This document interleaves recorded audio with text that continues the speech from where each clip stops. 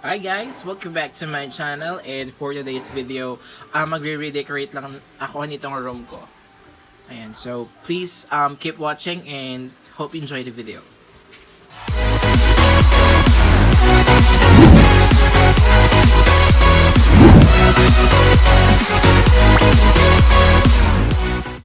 So what I'm planning is itataas namin itong mga drawers kay Papa tsaka kay yung sa bunso kong kapatid, and then may bed will move there, and then I have the table there, and yung kama nila mama dito namin ilalagay sa malapit sa window. Extended pa yung EQC. Naisipan ko na mag-renovate ng room kasi matatagalan pa ako dito sa province namin, so para magganahan din ako gumawa ng mga schoolworks ko para mas maliwalas yung view. So sisimulan na namin yung pag-ahakot sa taas.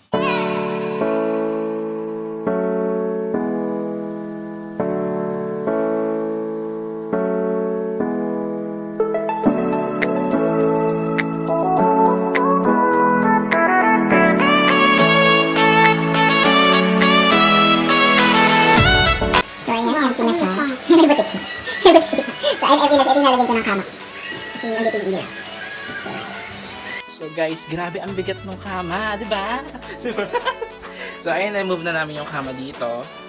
Ayan. So next namin is, dilinis muna kami nitong ibang parts.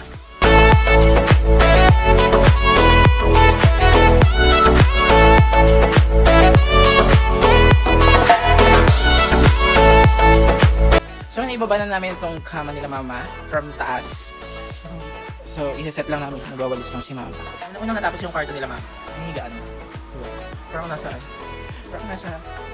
Dubai.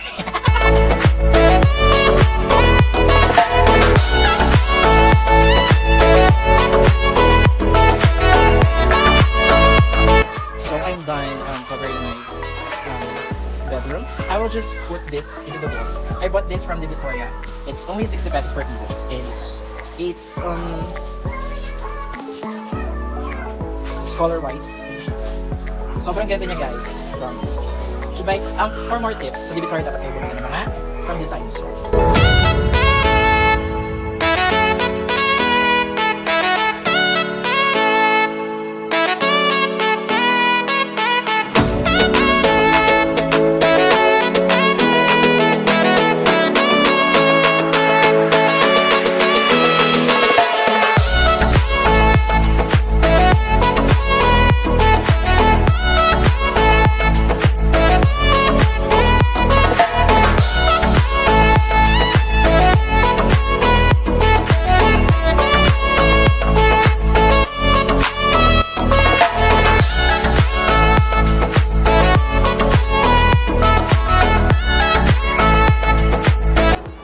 So actually, lalagyan ko pa dapat siya ng fairy lights. Kaso lang, yung fairy lights ko nasira kasi napundi siya. So bibili na lang ako pagkatapos ng EQC. Then lalagay ko siya dito. By the way, pagbalik ko dito, hindi na ito yung bahay namin. Lilipat na kami.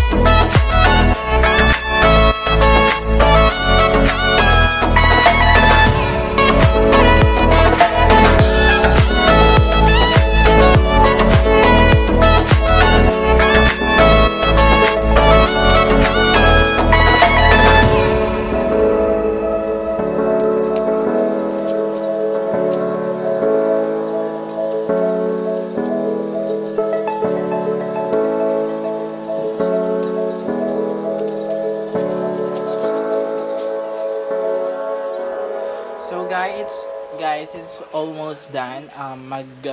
papahinga lang ako and then kakain muna kami ng tanghalian kasi hindi pa kami kumakain. So, I'll be right back. So, ayan guys, tapos na ako kumain, tapos na din ako maligo, and tapos na lahat yung ginagawa ko sa room. So, I will give you a quick tour dun sa mga ginawa ko kanina. So, come! Come on! So, eto muna. Ito yung room nila mama. Ayan, so inayos namin. Like, andito yung mga ano nila, yung mga gamit nila, stuffed toys yung kapatid ko, and then yung damitan nila. And also, ayan, silang tatlong nagtutulog dito ni yung isang kapatid, tapos si Bea, tapos si Mama. And then, dito naman tayo sa room ko. So, sa room ko, medyo dramatic. Char. Tapos, ito naman yung mga sinasabi ko, like, cups, jackets, bags, belt. And then dito, napagtripan ko lang siya. Kumuha lang ako ng mga down-down sa and then yung mga toys ko, like this. Tapos ayan. Tapos ang ganda ng view dito sa kwarto ko kasi sikat ay pagbaba siya ng araw. So pag hapon, ang ganda niya, para siyang, ayan, medyo dramatic yung dating. So ayan, may pillows, and then yung nilagay natin kanina, and then ito yung baso, red cup, na ginawa kong ilaw, and then I have this stuffs.